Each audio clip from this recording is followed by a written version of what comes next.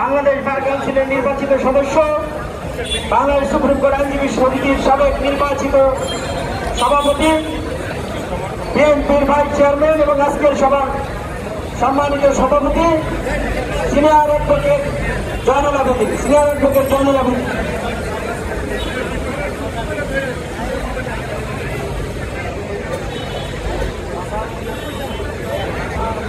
বিসমিল্লাহির রহমানির রহিম। আজকে এই প্রতিবাদ সমাবেশে উপস্থিত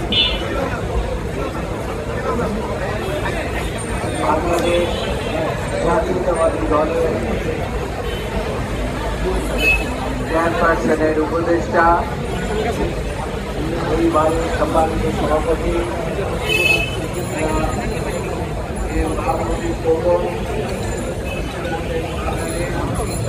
জাতীয়তাবাদী দলের আইন বিষয়ক সম্পাদক এবং আইনজীবী ফোরামের সম্মানিত মহাসচিব সম্পাদক বাদল এবং আমাদেরকে বলে শেষ করতে চাই, এইটা একটা ভালো খবর।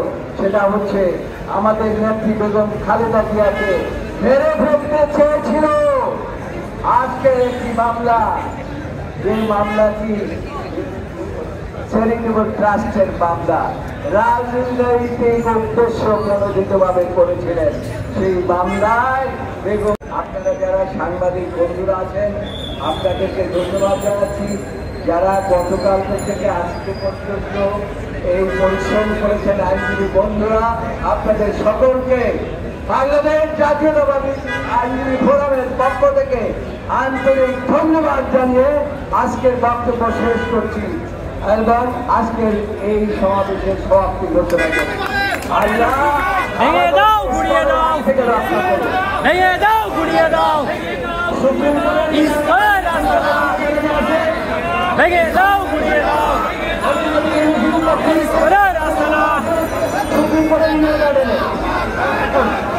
এই মুহূর্তে সুপ্রিম কোর্টের নির্বাচনে সবাইকে সেখানে উপস্থিত হওয়ার জন্য অংশগ্রহণ করার জন্য অনুরোধ করা হলো।